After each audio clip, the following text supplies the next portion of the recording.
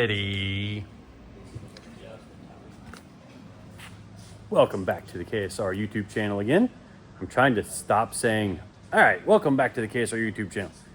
Because you guys called me out on saying, all right, too much, and I caught myself doing it a lot. But anyways. You gonna drive it? What are you gonna say? Or am I gonna drive it? I'm driving it. Hey, fine. But we're heading back to the dyno with Reno's car. You guys saw it probably a video or two ago. We took it to the racetrack, had some overboost problems, been chasing that and trying to figure out a way around that. And we're still learning this combination. So it's a Steve Morris 427, not an SML, just a 427 LS based engine. Got a real big mass cylinder head on it. Apparently it's super efficient, and with the small-ish turbos that are on this thing, just because of the space constraints, it is making a lot of boost without us really wanting to. So we're getting it on the dyno to see if some of the changes we've made have worked around that problem. And side note, we saw the comments about the headlights kind of looking old school, or looking too new school for the car. So we got Reno set up with some Holley retro brights that are coming in a few days. But before this thing goes to the Christmas tree drags, it will definitely have the more normal looking headlights in it. But let's get this thing to the dyno and see if we can make some power and make some controlled power instead of just moon boost every run.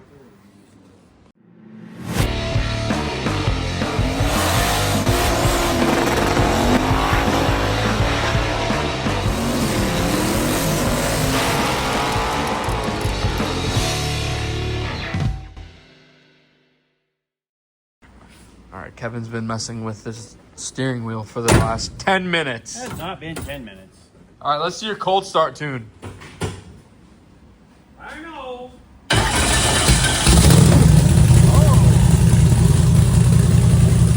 That's pretty good.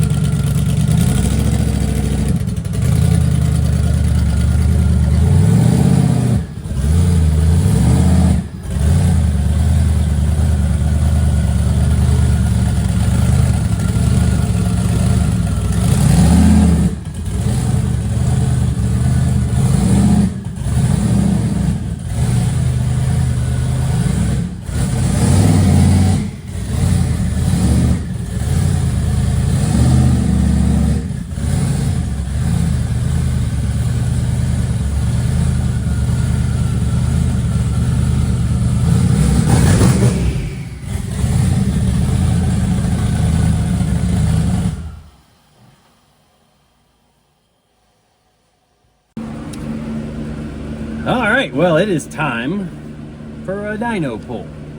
So just a refresher, when we had this thing in the track, when we had it on the dyno last time, we kept running into a boost cut situation. And I wasn't commanding any boost, so ideally we want this thing to make like 15, 20 pounds with no dome control on it at all. That 15, 20 pounds on this motor in this car should still run mid-8s that should be kind of like the slow setting for this car, and then we can tune it up and go from there towards the 7s.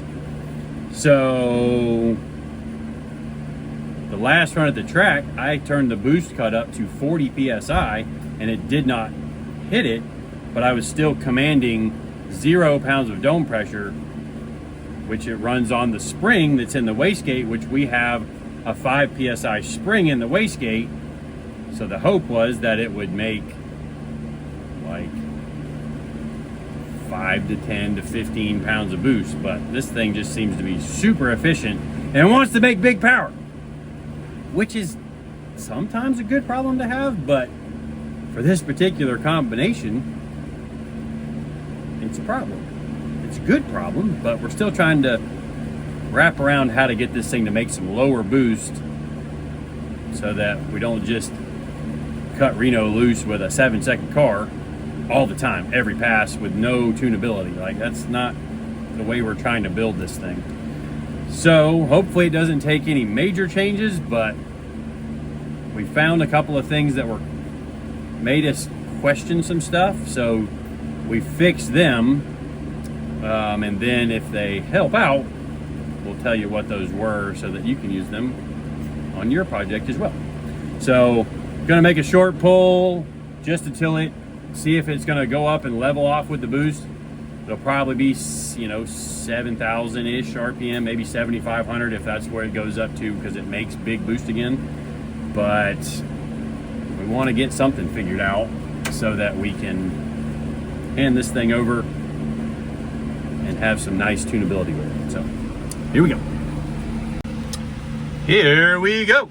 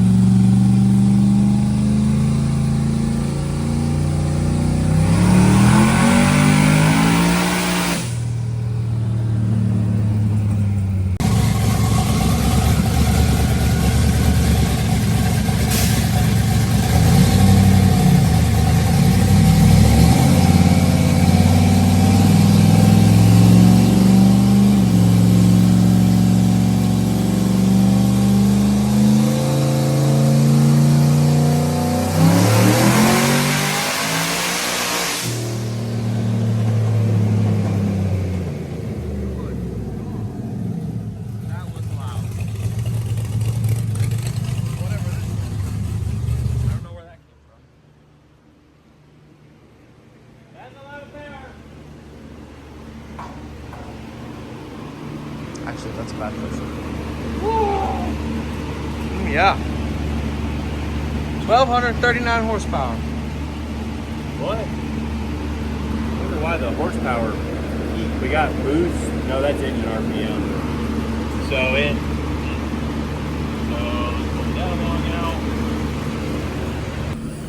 Ooh, that was sporty. 1,239. And I only got to like 140-ish miles an hour, and this thing needs to go, and should go, 195 with this gearing. So it's been a couple hours since our last pull. We pulled all the spark plugs out of it. We kind of looked over everything we were checking. Had a couple of EGT connections that needed snugged up at the firewall because they weren't maintaining a nice consistent temperature reading. They kind of were a little shaky. So got that all fixed, and then we just put a little bit of temperature back into the engine, and then we're gonna go ahead and make another pull for today. Gonna run it out a little farther, and I'm gonna start it at a little bit higher speed so it doesn't flash the torque converter so hard, because I feel like we know we need to make a change in the stator, and that will probably help the entire situation of this thing, but it flashes the converter and gets up to like 72, 7300, which puts more boost energy into it, like more exhaust energy into the turbo, spins the turbos harder, and then as it drags the motor down, as the converter's coupling, it kind of brings the boost up for a little bit. At least that's what I think all is happening. But we're gonna try this again, jump right into pull here. Like I said, got everything warmed back up, even though it, you know, it wasn't like it was ice down cold. It's just been a couple hours since we run the thing, so, or a couple hours to check all the plugs, check over a bunch of little tiny stuff on the thing, just, you know, doing what we can to break this thing in right. So, put my headphones on, and then we're gonna go make a run. We ready? Yeah. Reno.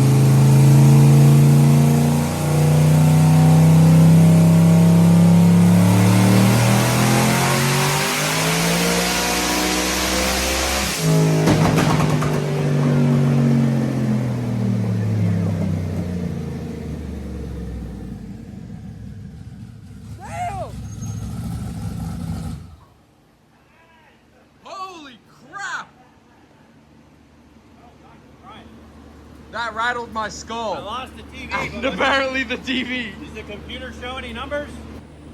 No. It turned off? It didn't turn off, but there's no numbers. What is it showing? It shows, Oh, you need to press the green again to save the thing. Okay. Press the green again to save? Is that what it says? just hit save. Yeah? Just hit save. Oh my gosh, my eyes.